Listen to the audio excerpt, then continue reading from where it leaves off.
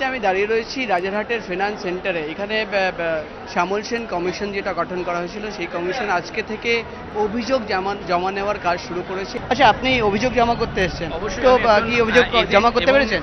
অবশ্যই জমা করেছি আমরা, এবং সব থেকে বড় কথা আমরা আজকে একটা কিছুটা হলো স্বস্তির নিঃশ্বাস নিতে পারছি। বিগত আজ 22 দিন হলো আমরা ঘর ছাড়া, হয়তো আজকে হয়তো বাড়ি ফেরার একটা আশা আমরা দেখছি। আমি আমার অভিযোগ জমা করেছি। আমি বারাসাত থেকে এসেছি। আমি নিজে আমানতকারী। আমি 2,51,000 টাকা এখানে পলিসি করেছিলাম 15 মাসের জন্য। ম্যাচুরিটি হওয়ার সময় আমি জানতে পারলাম অফিস বন্ধ হয়ে গেছে। আমি আমার অভিযোগটি জমা করেছি আজকে। আচ্ছা, আপনার কোনো অসুবিধা হয়নি তো অভিযোগ জমা করতে? অসুবিধা হয়নি, অভিযোগ জমা দিয়েছি, এই যে রিসিভ করে দিয়েছেন ওনারা। মানে কি কি কাগজ জমা দিতে হলো? 1 কপি অভিযোগপত্র বানিয়েছি, ভোটার কার্ডের জেরক্স, সার্টিফিকেটের জেরক্স আর 2 কপি ফটো।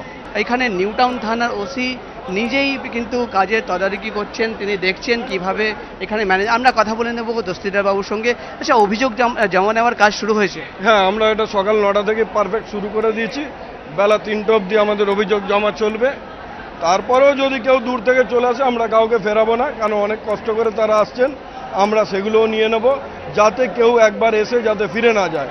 আবার অনেকে ডকুমেন্টস কম বেশি হয়ে গেল, সেগুলো আমরা তাদের সেইভাবে সাহায্য করে যাতে জমা দিয়ে যেতে পারে।